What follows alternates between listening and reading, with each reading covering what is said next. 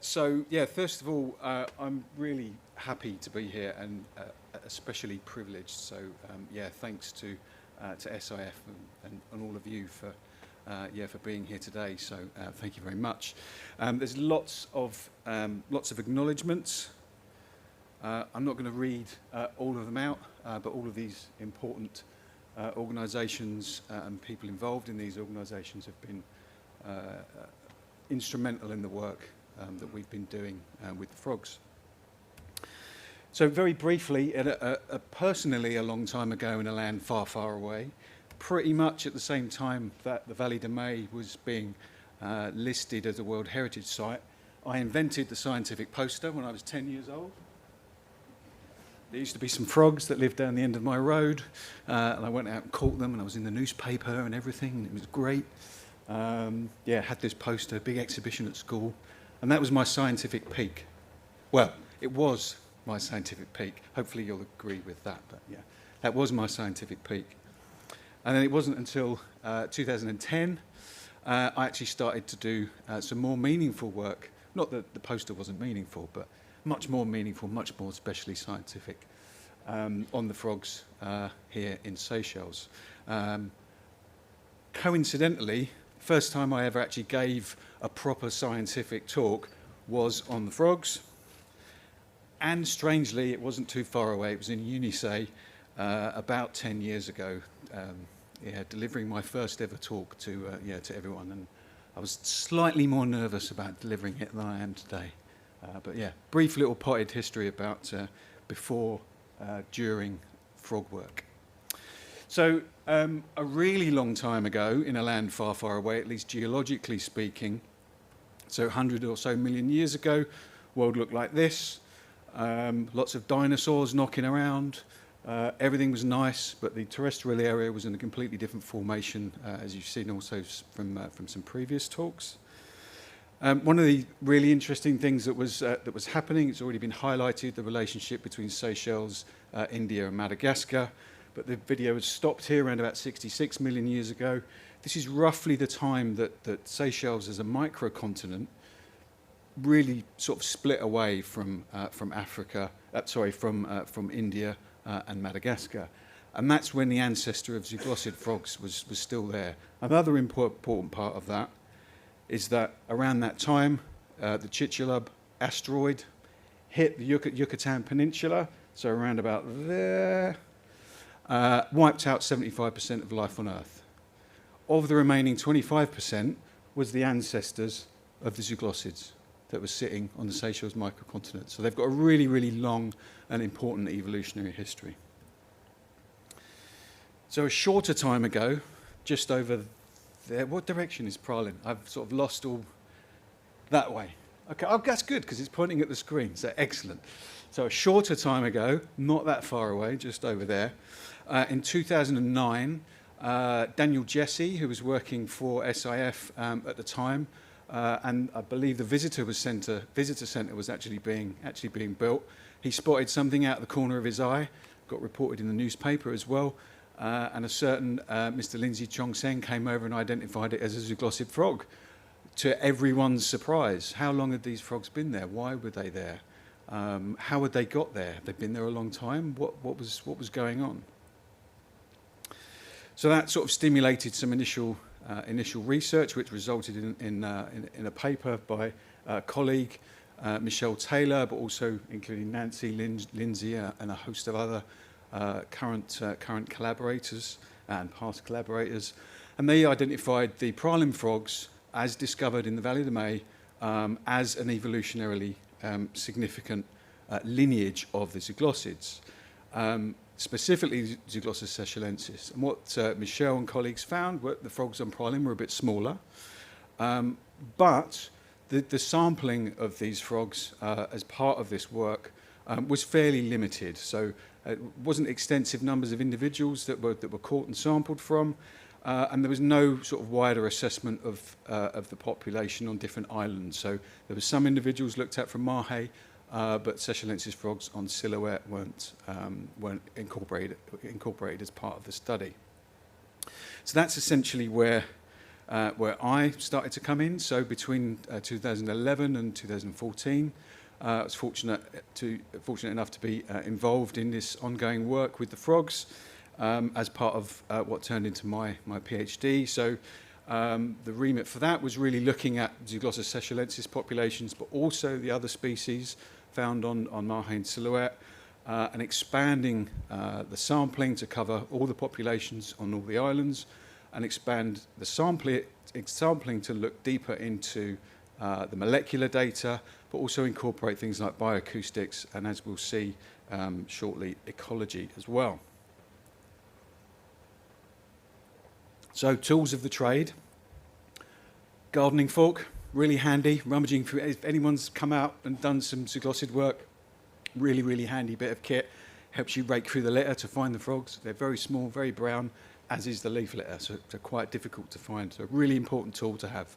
Another really important tool to have is one of these. I think he's sitting just down there. He's quite expensive now, so you might not be able to afford him, but he is really handy in the field, so thanks, Lindsay. This was a particularly productive day when we found about 20 frogs in the space of maybe 2 square metres. Fun times, and I remember it with great fondness, Lindsay, so thank you very much. It wasn't quite so hairy of chin back in those days. So we found lots of frogs. Lots of frogs. Do you like the frogs? Do you want to see some more frogs? Do you want to see some more frogs? Lots of frogs. So we were pretty successful in our sampling. And that enabled us to look at molecular phylogenetics, which sounds very technical, but it's really just looking at evolutionary relationships. So continuing with the work that had been done by Taylor and colleagues to try and understand a little bit more information about the frogs and their relationships. So we were able to basically cement the fact that the praline frog is evolutionarily distinct, so very distinct from Seychellensis on Mahe and Seychellensis on Silhouette. The other thing that we found was that so too were all the other island lineages of the frogs. So Thomasetti, Zooglossis thomasetti, and Seychellophrine gardneri are both found on Mahe and both found on Silhouette. And what we found is that each island lineage of these frogs is very distinct in its own right. So yeah, we'll come on to a little bit more about that, shortly. But this is really saying that each island has its own distinct lineage. But with the praline frogs, there's a little bit more to it. So looking at ecology, praline frogs are found at lower elevations. Duh. You're all probably aware that praline is lower than Mahe and Silhouette. So yeah, of course the frogs are going to be found at lower elevations. But Seychellensis on Mahe and Seychellensis on Silhouette have the opportunity to go into these lower elevations of similar habitat that's on praline. There's similar habitat on Mahe, similar habitat on Silhouette. We don't find the frogs at these lower elevations. Occasionally you get the odd one, but we tend not to find the frogs at those lower elevations. So there's something going on there. There's some adaptation that's happening there, or they're doing something differently. So one of the other things we looked at was bioacoustics. And from the bioacoustics, we found that frogs on praline vocalise at the same time as frogs on Mahe and Silhouette. And you might think, well, okay, why is that any different? But if you're a small frog on an island which is lower and warmer, if you're behaving at the same time as frogs do on another island where they're found higher and it's cooler, it's more expensive for you physically to be carrying out that activity. So you would think that they would shift their activity to maybe being more nocturnal, say, but we don't see that in Seychellensis on praline. So it looks like they've actually adapted their behaviour to being in these warmer conditions. And those patterns are also evidence in some of the information some of the data that we can pull out from their vocal activity. So we wanted to put this in an evolutionary context. So you've already seen a bit of a phylogeny there. We know that the praline frogs are active at warmer temperatures, and what we can do is put some of that data where we found the frogs and what elevation they're found at, put that into the phylogeny, looking at their evolutionary relationships, And what we did with that was basically find that, yes, praline frogs are found in that warmer habitat. All the other frogs are found in cooler, higher elevation habitat. And from that, we can estimate essentially that the ancestral zooglossid, so the ancestral Zooglossus seychellensis, as well as the ancestral zooglossid that gave rise to Zooglossus and the other genus Seychellifrine, they had an ancestral thermal niche that was probably intermediate, so not too high, not too cool, not too low, not too warm, but a bit of a sort of Goldilocks zone where the ancestor was probably found. So earlier I said the study found that the frogs on praline were smaller. We actually found that they were both longer and that they were larger as well. So a little bit of an opposite trend, but our data collection was much more expansive, so much more data from many more individuals. What does this mean? Well, we've got all of this evidence, mitochondrial DNA, nuclear DNA, vocalizations. It's all saying that praline frogs are very different to frogs on Mahi in silhouette. We know that they're larger body size in both length and mass, and all this is telling us that they've adapted to these warmer conditions.